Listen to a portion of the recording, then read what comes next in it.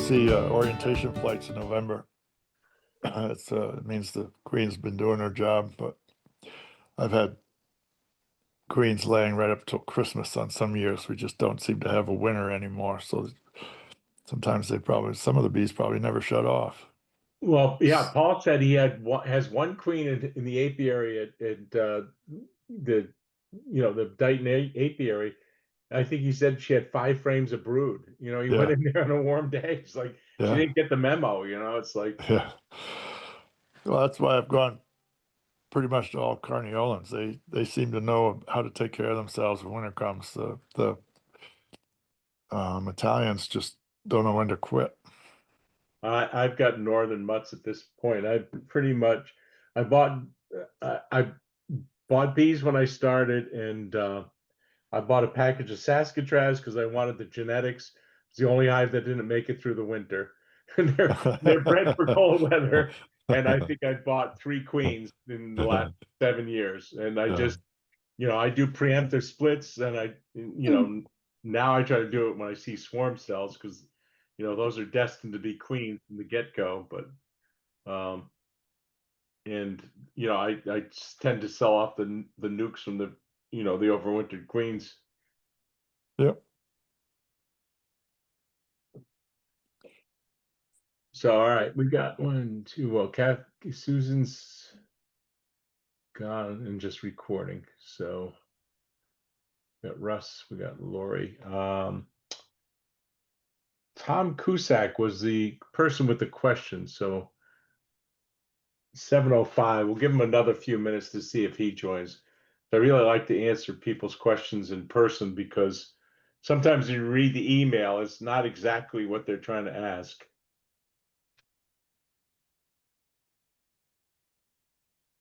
So one of the things Paul Tessier did last night was winter prep, and how he wraps his in tar paper.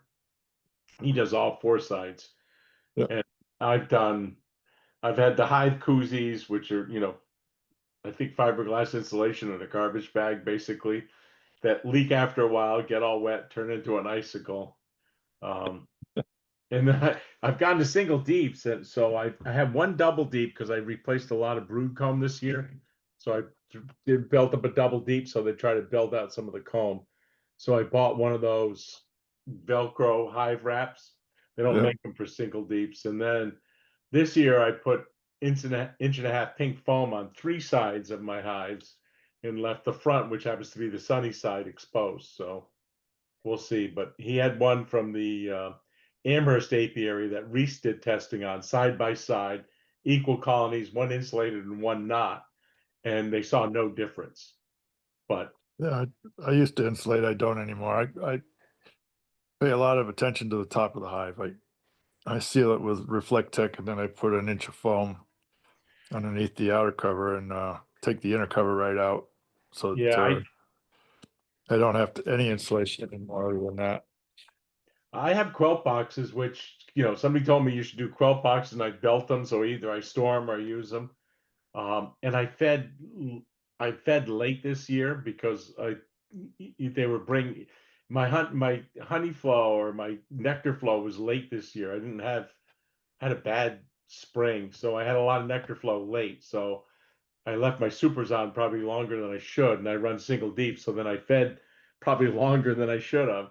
So I said, if I put the quilt boxes on, they'll help suck some of the moisture out and help them dry that sugar syrup out. And this year I put a wireless. It detects humidity and temperature, and I put it right above the screen on the quilt box. So I'm not getting brood box temperatures, but I'm getting just above the feeding shim temperatures. Yeah. And they said ideal, of course everybody has an opinion, but they said ideal humidity is about 75% in a hive. And mine was like 80, and now it's down to 67. So it did dry out. Yeah.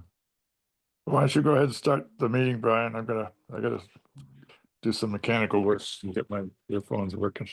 Yeah, I think I don't see the person who asked the question, but let's start and we'll answer the question. They can watch the recording. So, um, I put the one question we had in advance in the chat, but I'll read it for the sake of the recording.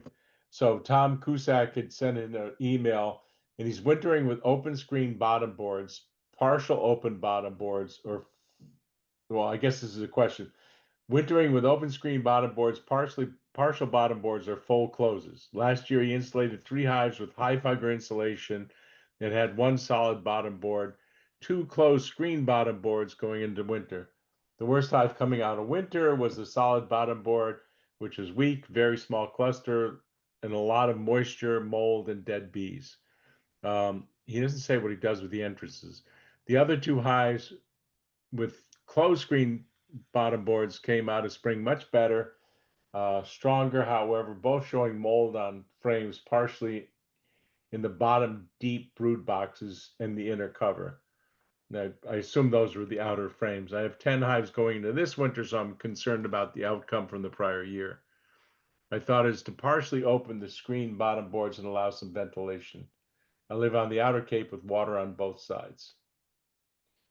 Running 5 10 frame wooden hives and 5 poly-insulated Lyson hives, which I assume those are like Apame. The Lyson hives, are they kind of like an Apame hive? Yes.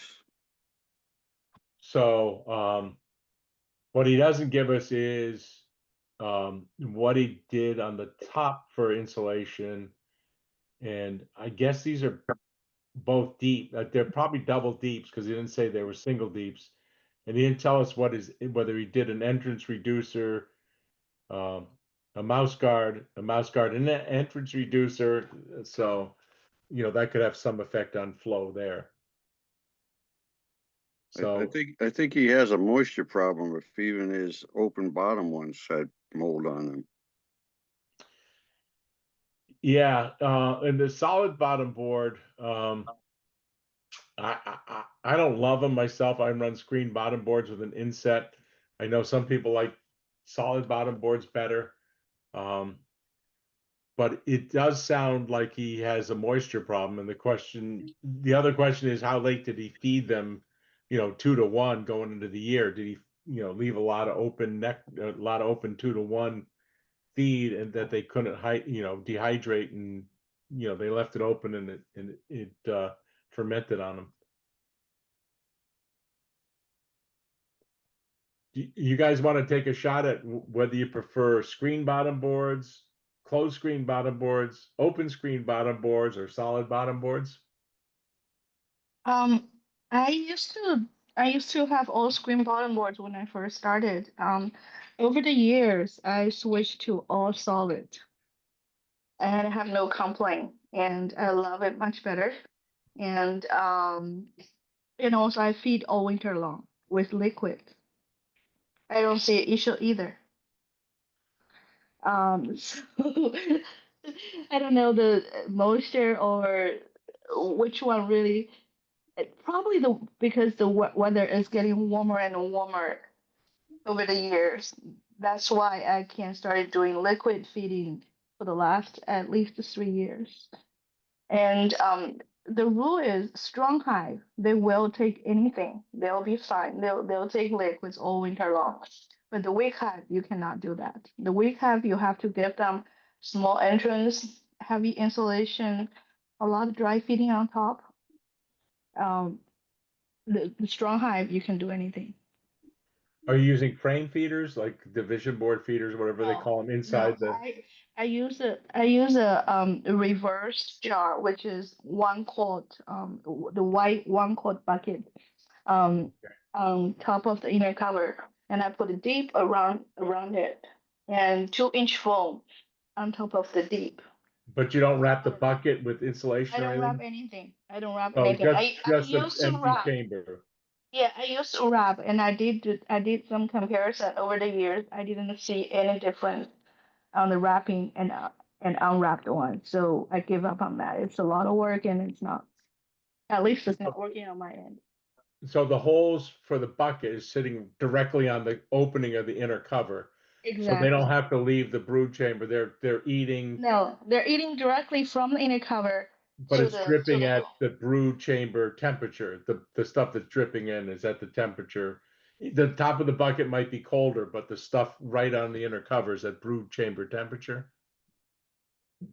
temperature. I didn't check the temperature. I mean, the strong hive, they actually I have to refill it every month. And you're feeding them what, a half Sorry, gallon or one gallon? gallon, 1 gallon. 1 Every gallon. month, 1 gallon. Every month, 1 gallon. And to spring, sometimes they'll eat much faster.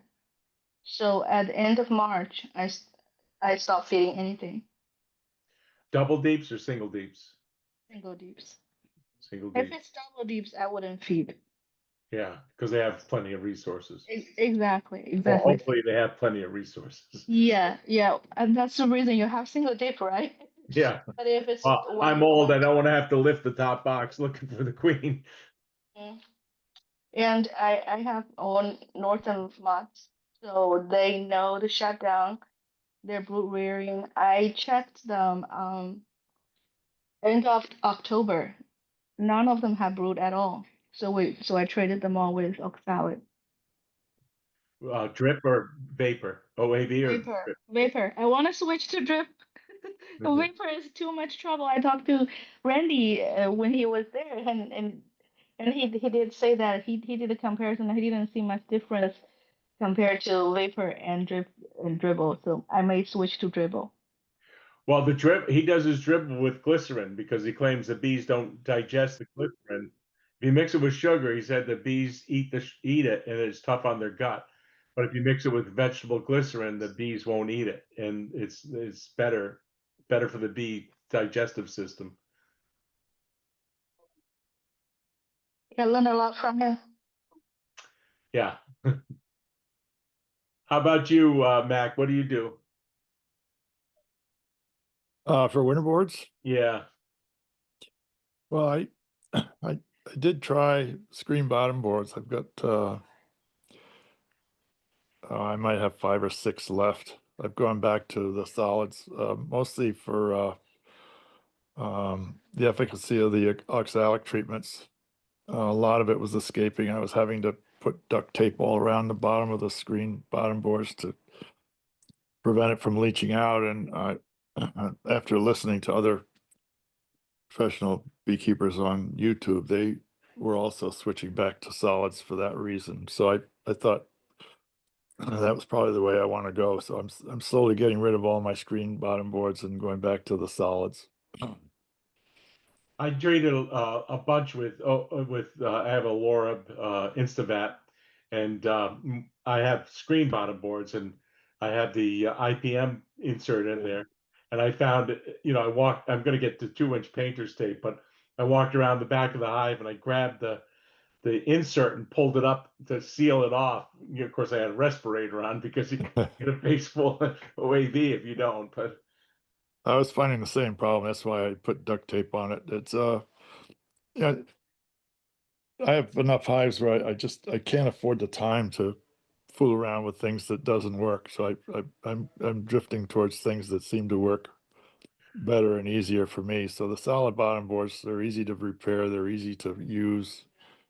I Do they don't build up a lot of debris? I mean, I had a none queen cast with none. a solid bottom board, and it just had so much junk in the bottom. Not really. If you have a good hive, you barely see anything. It's Yeah, usually very clean. mine are just as clean as the day I put them in. Okay. There's very little on there. Occasionally you'll see if there's bad weather and the bees can't carry the dead bees out, they might collect for a few days, but then within 4 or 5 days, they've cleaned it out. It's I if I think see a dirty bottom board, it's a weak hive, and I've probably lost it. And there are dead bees on the bottom. I think the answer changes because when you have 5 hives, your mindset is different from when you have 25 hives. When you have 25, you want to save the effort and the time and the cost. And when you Right, have, well, I'm up you around. want the fancy stuff to play with, right? I'm up around 40, and it's a challenge. Yeah. So I'm just trying to simplify it, make all my gear the same.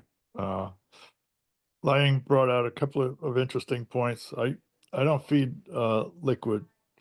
I'm doing a lot of single deeps but I put a fairly large brick. I put a whole, inch of sugar on the top with a 2-inch shim. And I seal my tops completely with Reflectix, 1.5 inches of foam underneath the outer cover with no inner cover. And I've had really good success the last couple of winters, and they come out of winter much stronger than the ones that I've left a vent on the top. And I've lost maybe 1 or 2 to moisture in the last couple of years. Moisture doesn't seem to be a problem when you seal the top like that, especially in a single deep with a lot of bees in it. They just manage themselves so well. A double deep is a little different. I might check in January to make sure if they're up in the emergency food already, then I'll make sure there's enough to get them through the spring. But it seems to me that not only is it more simplistic, but the bees seem to like it better to be really crowded in a single deep. So in October, I start moving the queen down to the bottom, early October. By November, I'm down to 1 deep. And I don't feed them. I leave as much sugar and as much honey as I can in there, and the queens actually shut down earlier, which is what I want. I want them to fill that bottom box full of honey. So the problems I have with double deeps is they'll carry 6 frames of brood into late November, and there's you have to feed all winter long. They're good strong hives, but they're a lot of work. So, like laying, I'm trying to simplify my operation by doing, best practices I can, listening to other beekeepers. And when you have as many hives as I have, you can experiment. And that's the beauty of having a lot of hives. You can develop your own methodology, your own theory about how to raise bees. But if you only have a few hives, it's hard to make that decision. It's hard to change from what you learned in bee school and how other people are doing it around you. But even for the best beekeepers in the world, beekeeping is a challenge. It's we all have every hive is a pet, has to be treated differently, fed differently, medicated differently. You have to understand what you're looking at, and it's very hard to do with 1 or 2 hives. If you have 4 or 5, then at least you have a chance of understanding how the bees are operating, and you can practice and come up with your own methodology. Well, and I think, there's microclimates in our area that people don't realize. So, I mean, I have 5 hives in my upper garden, and the 3 hives that were 3 colonies in the lower garden, two full hives and a nuke. And even the 15 feet of separation, it's a totally different environment. The lower garden gets more shade, the upper garden gets more wind, it gets earlier sun. So, where you are makes a huge difference. I don't think people realize that. And where your hives, how they're situated, where they're facing. It's, you could be I take care of hives at the zoo that are 1.5 miles from me, and those bees have just had a terrible season compared to mine. And we're in the same fly zone, right? I mean, 1.5 miles away, the bees are overlapping, probably sharing DCAs and everything else. Yeah. Well, I'm down here near the ocean, and certainly the hives around my house here. I mean, within a half a mile of the ocean, it's different when you go a mile inland. They get much colder nights up there. It's a whole different process of how I keep my bees in the woods or in the sun, in the fields, out of the wind. Another reason for solid bottom boards is that with the screen bottom boards, there's so many ways that wind can penetrate the hive, and the wind robs the heat. With the top sealed, the way I'm sealing them now, you lose very little heat when the wind blows. It'll maybe rob a little bit out of the bottom, but all that heat is trapped up inside where the cluster is. Well, that's So one of the things. My hives back up to a shed, and I think it's the Man Lake screen bottom boards are open in the front. I first thing I do is I put a piece of wood in there and block it, because I had a queen return from a mating flight and actually wound up under the screen and above the IPM board. I was doing an inspection. I couldn't get the IPM board out. I pulled it out with a pair of pliers, and Of course, I wound up killing the queen in the process, and after that, I made sure I blocked off the front, and I only leave the back open, which is, the shed protects the wind there. Right. I'm going to tape it this year as well. If you go to a single deep, you're not advised to block the entrance at all, just a mouse guard. They need to be able to vent the carbon and, Yeah. vent the moisture out of the bottom. You can't block that entrance off at all. If you have a, screen bottom board, you've got a lot more air motion going on inside your hive, so you can block it off a little bit. Well, the Man Lake screen bottom board had it so you could get the IPM board out the front or the back, and the bees are coming back and getting under the screen. So that yeah. I put a piece of wood across there now. As soon as I get it home, I cut a piece of wood, screw it and glue it, and block that access so that you only can get the IPM board out the back. I use political signs instead of IPM board, and I collect them by the hundreds because I use them everywhere. I put them underneath my supers in the barn when I'm collecting them for honey. I put them on top to keep the wax moths out. I cut them to fit the screen bottom board, slide them in and out, but I staple a piece of wood across the back so it seals the back entrance entirely, because I have mice go in there. I have wax moths going in there. I have everything underneath the screen trying to get into that hive. Yeah. But if you staple a piece of wood, when you slide that in, the wood seals the back. That's a trick I just learned last year, but it's certainly saved me a lot of time and effort having to clean those things out. Yeah, it sounds a good idea. I'm gonna find more political boards. I started using the political boards 8 years ago. Now I couldn't find any. Maybe people are not posting them. We used to have a lot on the street during There the are hundreds election and hundreds. season. I go to the local dump, and Where do you sometimes I go? find boxes of them, 500 in a box that's never been opened, with You go to some the dumpsters? politician's name on it. You go to the dumpsters to look for it? Yeah, Oh, well, you're they have smart. a I would they just have a look in the vat just street. for political signs. They have so many political signs they can't. They have to recycle them or do something, put them somewhere. So Well, I Just just don't next fall fill my onto pickup people's with them lawn. and come home. next time if you see anything like that, call me because I need to replace mine. Mine is 8 years old. I'll save you some. Thank you. Yeah, don't pull them off lawns before the election. You can get arrested. Yeah, Oh, that's really? true. Yeah. Yes. I always get them from the trash day, the day after the election, the trash Day day. after's okay. If you go to the dump the day after the election, it's full of them. Yeah, but we don't see a lot that in Barrington anymore. Yeah. It Call used the to be a candidate lot. that lost, because he probably won't run again.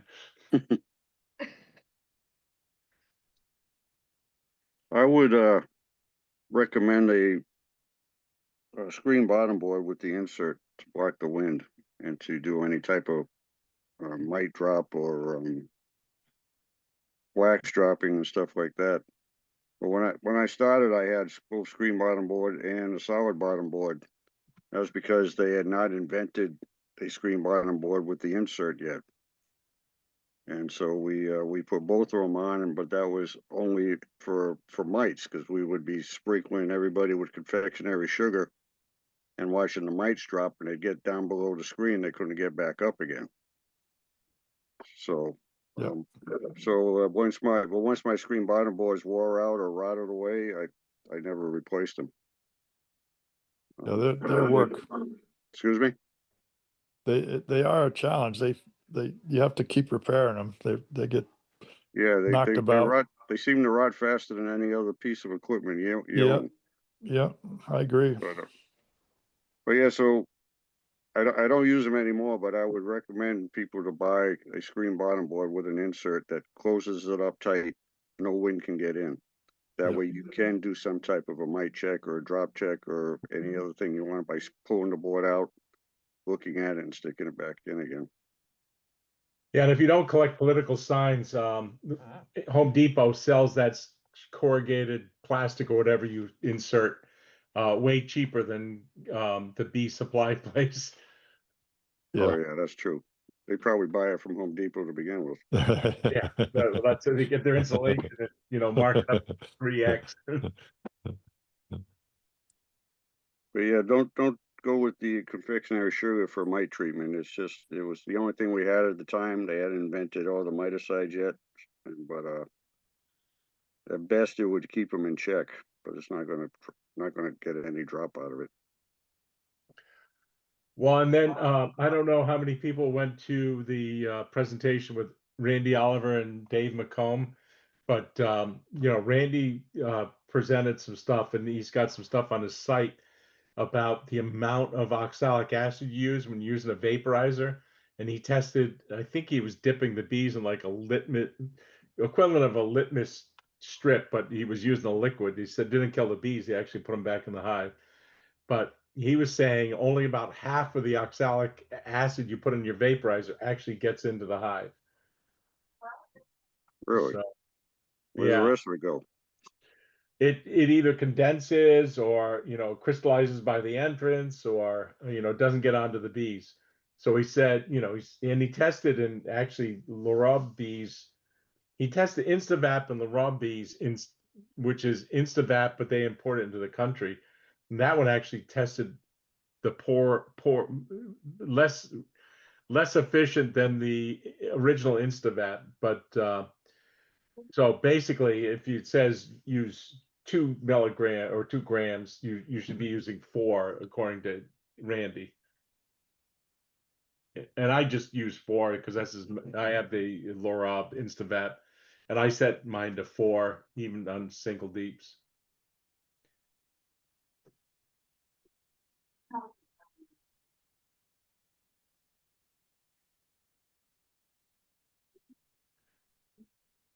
So the other, I mean, he asked about ventilation also, the one from Tom Cusack. But he also said he had 5 insulated Lyson hives. Does anybody have Lyson hives? I do. I do have I have Lyson nukes and I have Lyson mating nukes. The Lyson nukes come with 6 frames. The Lyson mating nukes is very tiny. I've been playing with that for a few years. I would say 5 years. Very nice. It's a small blue box. So each chamber holds 3 of the frame like this big. And Okay. I've been able to successfully overwinter a lot of those. So those are like those tiny queen breeding nukes. Tiny queen, I use as mating nukes. So I put 1 queen and 3 frames in each chamber. I have very high successful rate overwintering a small colony like that. What's the material? Is it like the same as Apame, like a high No, density, it's different. It's a high density foam. but it's It's like an ice chest? actually the p value. I think what is the value? The p value or the h value? Something. R Um, value, R value. insulation value. Yep. Yeah, sorry. The R value is actually much higher than Apimate. I have Apimate as well. Apimate, I think it's 5 something, and with Lyson it's 7.9 or 8.1. So, So so our value is based on 1 inch of wood. And of course, yes, we have milled wood now. So our hives, for the most part, are 3/4 of an inch of wood, because a 2x4 isn't 2x4 anymore. So the R value of a typical hive is 0.75. Inch and a half, 0.75. 0.75, because our value is 1 inch of wood, but our hives are only 3/4 of an inch of wood now because they're milled That's lumber. that I believe is 5 point something for the Apimate, and Yeah. for the for the styrofoam one is 8 something. It's really high. That's why they can hold. I've had wood meeting nukes this size as well. Never very difficult. Never been able to overwinter any of those.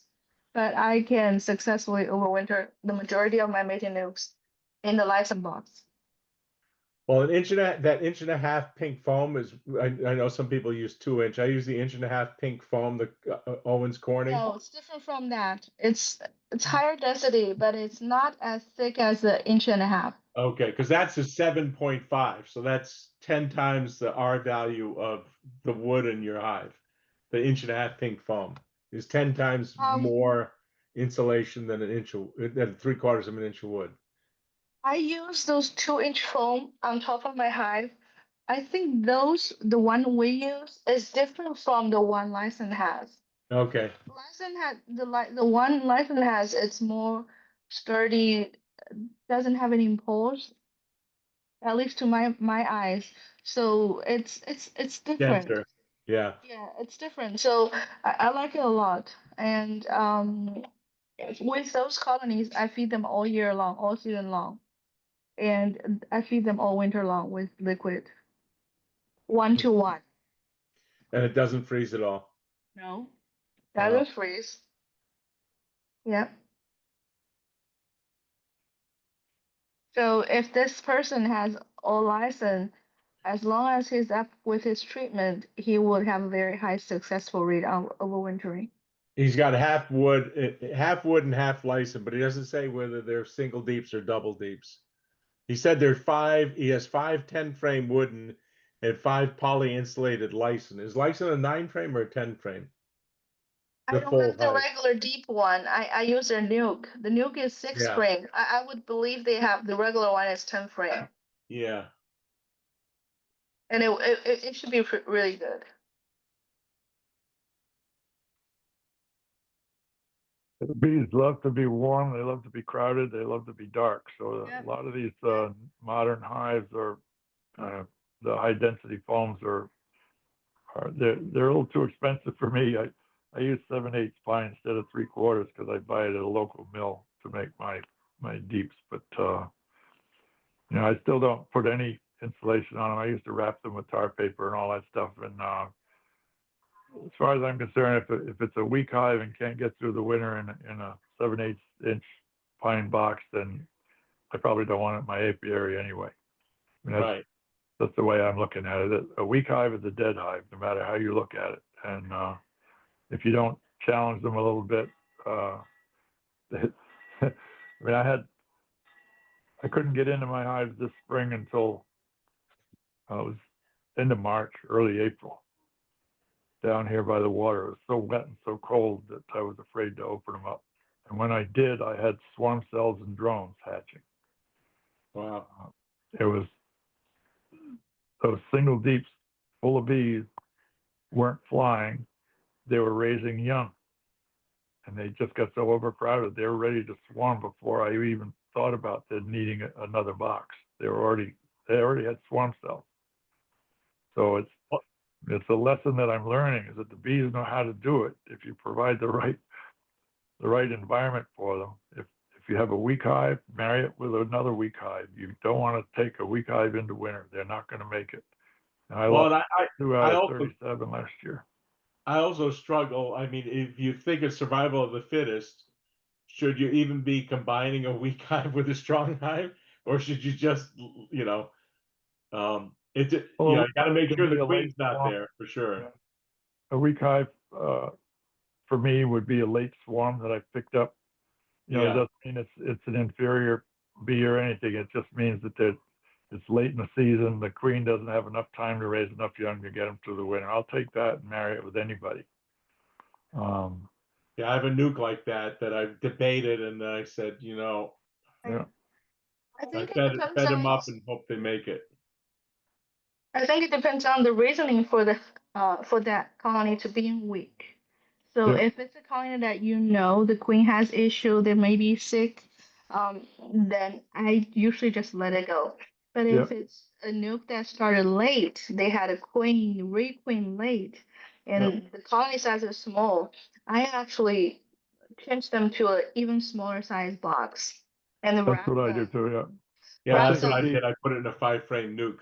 Yeah. Give them I'll take a give 10 them frame. extra foam. Now I have the license, so I would transfer them to license. And I'm even playing with overwintering 3 frames this year. 3 frames, 3 deep. So it's a 3 by 3, so it's the AP May double nuke. Three Okay. frames in each chamber. So if it's that weak, I transfer them down to 3 frame in one side of the AP May to see how they gonna overwinter. Yeah. I used to be able to overwinter 4 frames just in a nuke, but I wrapped them with 2 inch foam. That's what I did with this one. It's between 2 full hives. I tucked the nuke in, put 1.5 inch foam, and then I squeezed it together. So it's That's got pretty good. full should be good. protection. But we'll see. I'll either make it or they won't. I debated combining it, but I couldn't find the queen. I knew she was there. I couldn't find her. I said, you know what? I don't want her going out and battling a good queen. So just got to, nature will take its course. Yep.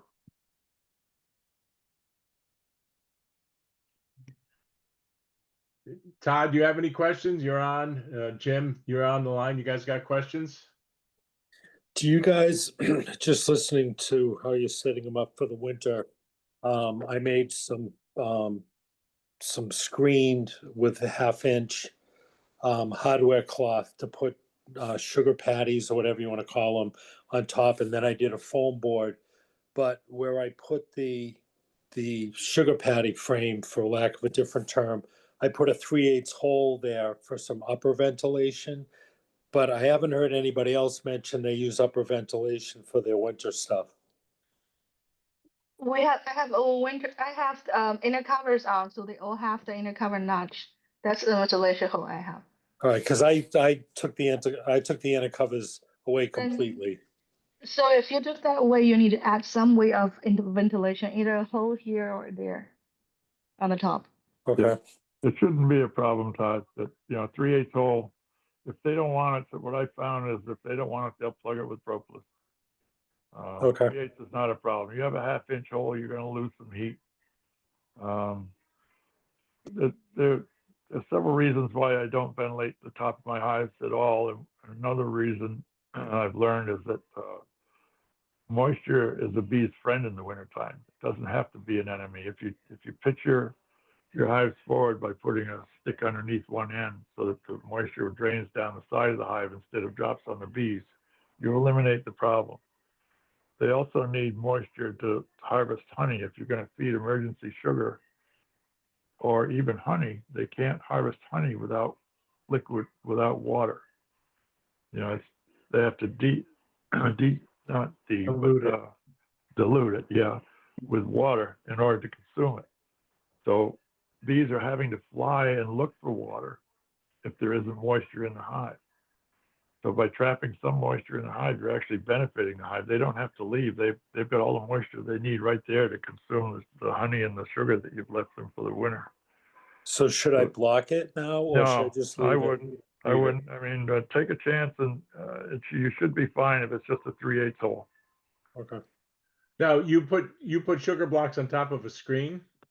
Yeah. I mean, you can spend 5 lifetimes on YouTube. Yeah. So, I went on and I found actually 2 or 3 people that did the same thing. So it's literally like 1 3/4 inches, and then I put hardware cloth there so that they can go up and it's not resting directly on the frames. There's a little bit of a space so they can go up there, but it's not too far away for them to be able to go up. I've seen pros and cons about leaving the sugar patties, for lack of a different term, right on the frame. So I'm like, all right, well, I'll give them a little bit of a gap. It's small, so that they can go up and kind of go around it. And then it also allows, because the sugar blocks aren't going to fill 100% of the hardware cloth. So Yeah. I've got a division in the middle just for strength so that it doesn't bow on me. So I'll put one on each side, but it still will leave some ventilation up to the 3/8 hole if needed. And Yeah, in regards to pitching, when I built my stand for them, I built it so that the back is a little higher anyway, so it's pitched year round. Yep, no problem. I also use that method. I've got 1/2 inch hardware cloth, and I put my sugar right on top. Put some newspaper down on the hardware cloth, and then I put wet sugar on top of that. I let it harden into a brick, and then I just put that right on top of the hives. Sure. And actually, if they don't consume it in the spring, you take that and throw it in a bucket with water. You can feed it to them as a liquid later on in the springtime. Don't throw the sugar away. It's got value. I put a little bit of cider vinegar, and I put a little bit of pollen sub in all my sugar, just to and honeybee healthy, just to give them an incentive to go up there when they need it.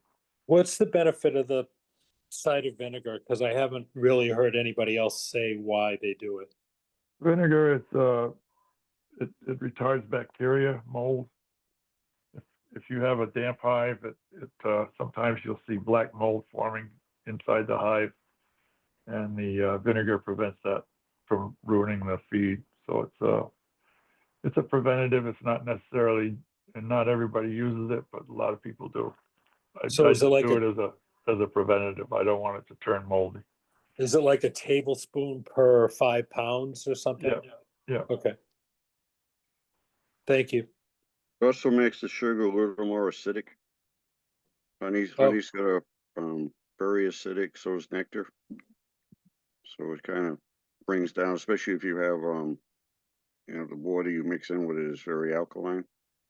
It'll offset that. Okay. My water in my house is like 5.9, which is very acidic to begin with. It does a tune on my pipes, but the bees love it. Yeah, I Yeah. just put my sugar block. I make sugar blocks with, I make the sugar like wet sand, like, you were going to make a sand castle, and I lay it out on a flat pan and I cut it into, I score it into blocks and let it dry. I just put my sugar directly onto the frames, so I don't even use the hardware cloth.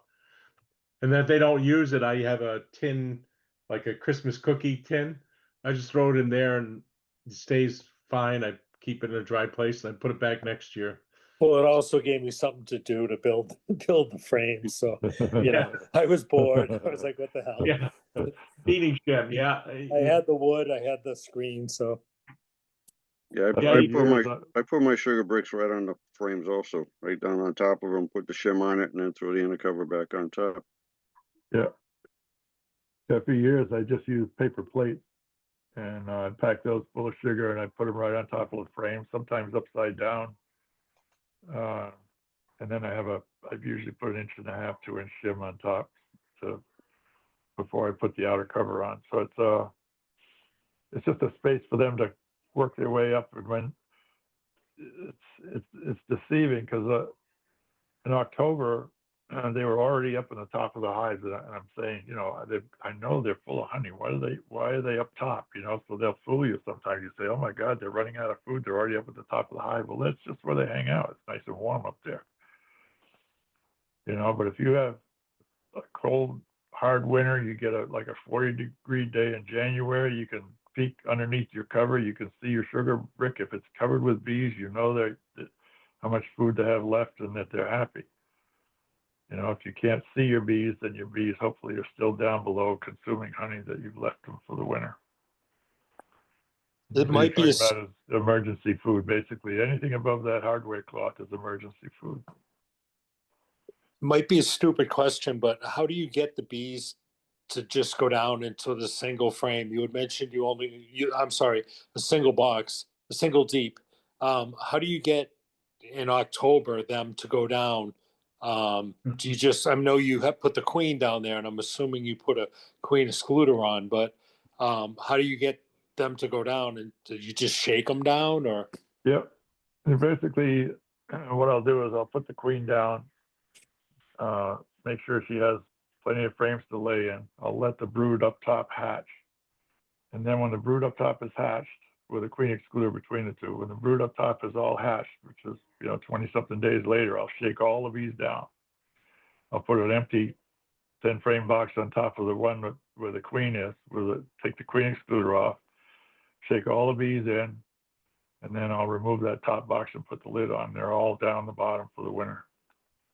Then, if you're going to pull honey, I pull my honey early now. I pull it right after Labor Day, and it's too bad because I love goldenrod honey. I leave a few hives with a late so I can get some of that dark honey. But if I pull it early enough, they have plenty of time in October to fill that full of honey to get through the winter. If they don't, by the 15th of October, I'll start feeding heavy 2 to 1.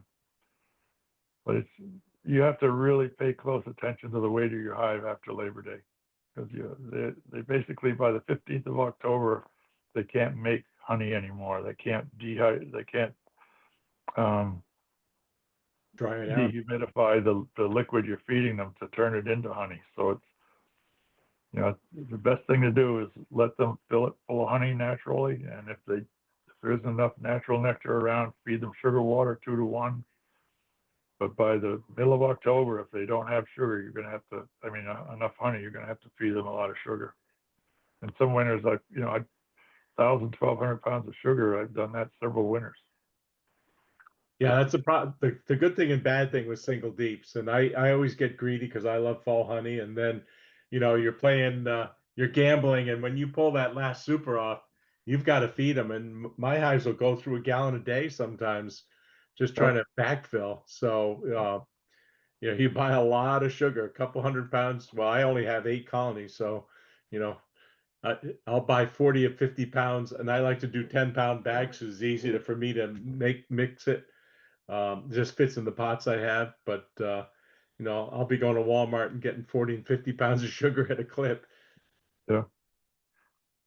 I mean, some people harvest all their honey and feed sugar deliberately because the value of honey, I mean, it's actually worth it. Price of sugar is climbing up a little bit, so you're not making quite as much doing that. But I'd rather leave them the natural sugars, the natural honey. Leave them the goldenrod, the fall asters, the Japanese knotweed. There's plenty of nectar in October, but you have to get all your supers off and let them build those deeps up to get them through the winter. They need at least 70 pounds of honey in a deep to get them through the winter. So if you go to a single deep, you want at least 70 pounds of honey in there. It's hard to believe you got all those bees plus the honey in that one box. You try and lift it, it's over 100 pounds easily. This year, my best honey flow was in the fall. The goldenrod in our area was incredible this year, and we had a crappy spring and early summer. But the fall was just, that was what I kept leaving my supers on because they were just bringing in and filling so many frames. I was like, I'm going to get honey finally. So, but you can get greedy and wait too long. That's the problem. I don't know what happened with me this year, but I had the best year I've ever had. Oh, good. Yeah, I've heard some people had great years, some not so good. This was the best year for me, that's for sure. I didn't expect it because of that cold, wet spring. But yeah, what it did was it allowed the queen to just manufacture all those bees. So when the weather did break, I had a lot of bees out there bringing in nectar. And I was spinning. I had to spin 3 times this year. I've never done that before. See, just to have supers to put, I mean, deeps to put, supers to put back on. I thought maybe the problem was all of my hives, for the most part, had 4 frames of honey left in them. So I didn't feed at all in the spring. And I was wondering, because I didn't feed 1-to-1, if I didn't stimulate, brood rearing early enough and they didn't ramp up. So I'm debating whether if I come out with 4 frames of honey, if I should pull 2 out and feed them some 1-to-1 to stimulate brood rearing early on. You want a good honey crop, I would recommend you do exactly that. You stimulate that queen as early as you can. I'll put pollen sub in, middle of March. I'll start feeding 1-to-1. But when it's 40, 45 degrees, I'll start feeding 1-to-1 just before the maple blossoms come out. And then when the nectar flow starts, I stop. But you got to build those hives up as quickly as you can. And if those bees are forced to fly out in cold weather, the queen can't lay. If they have feed in the hive, they don't have to leave. They can stay in there and the queen can lay all she wants because there's plenty of heat, plenty of bees in there to keep them going. And what do you feed with, Mac? I know Laying uses buckets right on top. I've been using 1 gallon paint cans and punching holes so it fits right over the inner cover. I use frame feeders, 1 gallon and 2 gallon frame feeders. I feed 1-to-1 in the spring, and I use pollen patties and pollen substitute. I have pollen feeders around every apiary, and they consume it like crazy. The pollen sub, and it's really made a big difference in my honey production. Yeah, I bought 10 pounds of it this year, and I was gonna put it on my hives for winter, and they brought in so much goldenrod pollen. I mean, some of my single deeps had 2 or 3 frames of pollen in them. It was incredible. I have had a problem with pollen-bound hives, and I have problems with honey-bound hives. I have to watch them carefully because the queen runs out of room to lay, and you want production into late October, and Right. it's full of honey. I was pulling super frames like crazy and sticking in empty ones so the queen could keep laying. But Yeah, like I had left my laying, supers on, so that I was good because I left my supers on. But then, it's Russian roulette. Lying was saying that she experienced what I did this fall, and that is that the queens all seem to shut down early. I had like two frames of brood middle of October, and I was scared. I thought I'd done something wrong, but all the hives were the same, and I don't know whether they're telling us something about what the winter's going to be like or what. But That means you have the local bees. Um, over the years, I've seen that because I don't buy the Southern Queen. So Yeah. most of the time, my queen shut down at the third week of October every year for the last Yeah. few years. That's what I'm doing by putting them down into single deeps, and Forcing them. there's no room for the queen to lay. With Yeah. all those bees and all that honey in there. So I don't know. It's a guessing game. It's part of the fun of raising bees, and every year is different. That's why I keep going at it, because I just love the challenge. Bees keep teaching you. Yep. Yeah, I know. You just got to just learn. Jim, do you have questions tonight? I've seen you've been online, and also Stephen. You guys have questions, or I do not. Jim? How about you? Hello. How you doing? Yep. I was driving. I was at another meeting, Oh, okay. so I'm in a dock car. What if they put political signs on your property without permission? Can you harvest them? Absolutely. Only at night. Yeah. No, My- actually, a coworker of mine a couple of years ago, he was on a corner, busy intersection. People kept putting signs on it, and he took them down and tossed them. And one of the candidates called the police, and they told him if he did it again, they would arrest him. On The private state, property? the state owns within 15 feet of the center line or 20 feet of the center line, so Gotta you're have talking it about right state away. property. Yeah. Yeah, but they were attaching him to his fence. My family has farmland in town, so if they ask, we let them. But people just randomly put up signs, and not even contractors. Now you can just collect them for your beehives. They're trash to can- me. That's what it looks like to me. Litter. Yeah. It's like a And branch in a river. Once one's in, everything else catches on it. Yeah. Well, we gotta pay the taxes on it, so realtors, they're not gonna sell the house for nothing, right? So looks like trash to me. I would do it at night. I don't care. It's right in the center of town. It's my property. So, but yeah, I have another meeting on this night, so it's kind of hard for me to get on this. So, Did you get any? Do you have any questions besides the signs? I mean, did you get to listen in at all?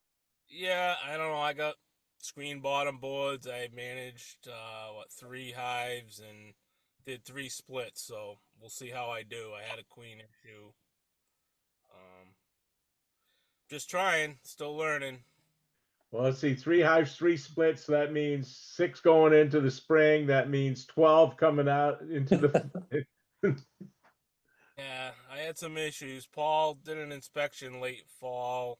Said I'm gonna have to learn how to sell bees next. So I don't know. Go. I don't know where I'm gonna put them. Maybe my family's land, but that's down the road. It's easier at home. Well, You know what? I think it was Megan Mel from out in Missouri. I'm probably butchering her name. Um, she said you need to own more bees than you want if you want sustainability. You need to have more bees than you want, right? Because you're going to lose bees. So that means you have to have extra bees to backfill. Yeah, and equipment. Yeah. That could be a Well, problem. you should. To me, you should always have at least one nuke as standby, right? And they're easy to maintain, but it gives you, you can combine it back in. You got queen, you got brood frames. It's Very easy to force a hive to swarm. Take those swarm cells, throw them into nukes. I carry a dozen nukes at least every winter just to replace any winter losses I have, and I end up keeping them. And now I have way too many bees. I got to sell hives next spring. yeah, that's what my wife's telling me too. Otherwise, you're spending money every year buying packages and nukes. It's ridiculous. Can't So do that. You're a bee Right. hoarder. Yeah.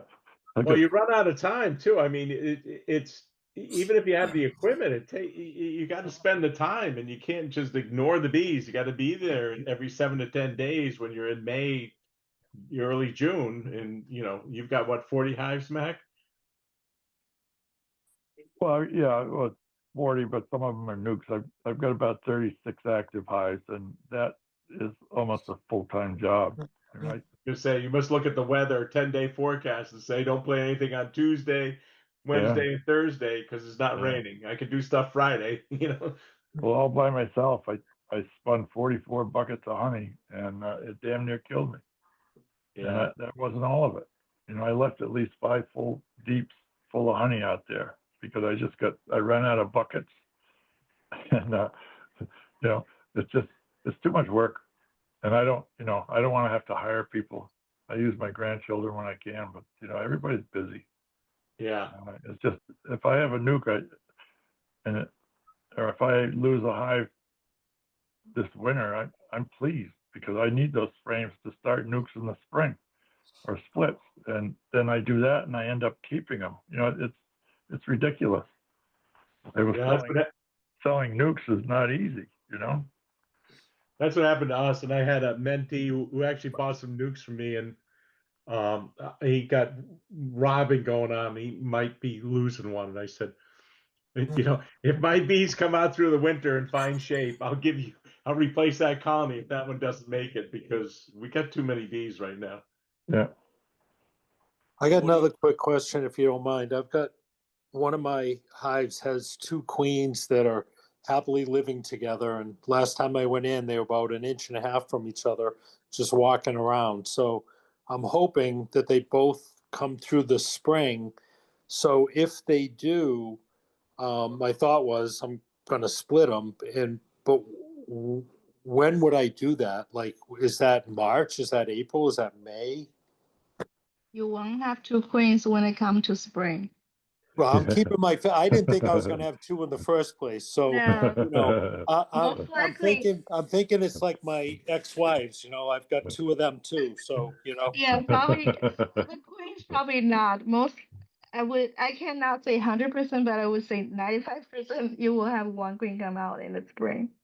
well, Yeah, as soon as you start seeing drone cells, I would get that. Take a queen and get her into a nuke. okay. For me, But you could split a deep easily, 2 5 frames into one, 2 deeps, yeah. and let them fill them out. But like lighting, I've never seen 2 active queens in the springtime. Occasionally you'll see them. It's usually a couple of virgins running around, or they're getting ready to start production. And when I've seen queens fight, it is not pretty. Apparently they don't have much of a pheromone until they're bred, and when they start laying, then the competition begins. So you may have just seen them at the right time. You may have had a swarm or a queen supersedure or something. No, a supersedure is usually only 1 cell, so it's probably a swarm where you had 2 queens come back, and they're both virgins and they're getting along fine until they start to sexually mature, and then they become competition. One is a mated, that I know because it's got the blue dot on it. I had an Oh, yeah. issue with that. Formic Pro killed off my other queen. So I kept checking, I never found queen cells. So I ended up buying one. And then I went in there several times with two different mentors. And they're like, yeah, you got two queens. And so, and the other, they're like, yeah, and they're both mated. So Yeah. I'm like, okay, like this is my first year. So I'm like, Yeah. all right, like, and they're like, no, this doesn't happen. So That's what makes beekeeping exciting. It does happen. I've heard a lot of, you hear stories that commercial beekeepers say, I forget what percentage that their hives have two queens in them, Yeah. mother and daughter. So I don't think it's that uncommon, but I would split them out early spring because one of them is going to swarm. Yeah. Or Okay. they'll fight each other and one will die, Yeah, preferably not, but or they'll both be damaged, which is even worse. yeah. Okay, thank you. This year, because of the cold weather, I used the cloakboard method of making queens, and I made a mistake. And I waited one day too long, and I went in to pull my queen cells. 3 or 4 had already disappeared, and 2 hatched right in my hand. And I had another one climbing out of a cell. I had queens there. I didn't know what to do with them. So I quickly grabbed some mating nukes. I was going crazy as I went back through the hive, and I found 5 virgins. They all hatched that same day, all in one hive, in a mating nuke, actually, because I'd taken the cells out, put them in a mating nuke. So if you do it quick enough before they go out and get bred, they won't fight. They're all virgins, but when they come back, then the pheromones kick in and they start killing each other off. You can also divide up a deep box into 3s and put them on a snell grove board, right? So you can get a triple chamber and put them in. So if you put it deep and cut it, you have to cut a slot and put some. Yeah, I've got 4 queen mating nukes in one deep, 4 2-frame. So I use 2-frame mating nukes. I don't use the queen mating nukes like Lying uses. I use full frame. Yeah, I've got a couple of the queen castles or the Yeah. 4x4. Yeah.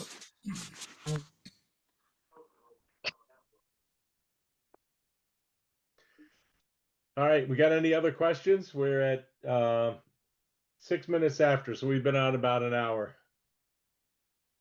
Well, thank you, Brian, for running the show. Hopefully Susan will be back. Yeah, hopefully she's got her hands full right now with the grandkids. So I went and had dinner with my granddaughter this evening. I got back in time to join up. But anyway, it's fun. I'm babysitting my grandson Friday because my daughter has to take her other son somewhere. So There you go. yeah, you move the phases of life, All right. Well, thank you, everyone. Thank you. We're going to go Thank ahead you. and end it, and hopefully the recording stops on its own, and Susan will upload it in the next day or two. So let's see. There was another chat. Let's see if I missed anything. Good evening, everyone. Oh, I missed that. Keep us posted about those queens. Yeah, so iPad 10 posted it. I don't know who that was. One of my houses is bringing a load of pollen after bright orange pollen, load after load of bright orange pollen. And it was owned by somebody from the Illinois. They went to jail 8 that went up for auction. Stephen, are you talking? Hello. Stephen, you talking to us? I couldn't hear him. Yeah, I think I muted him. So somebody was saying, I missed it in the chat. I guess I wasn't.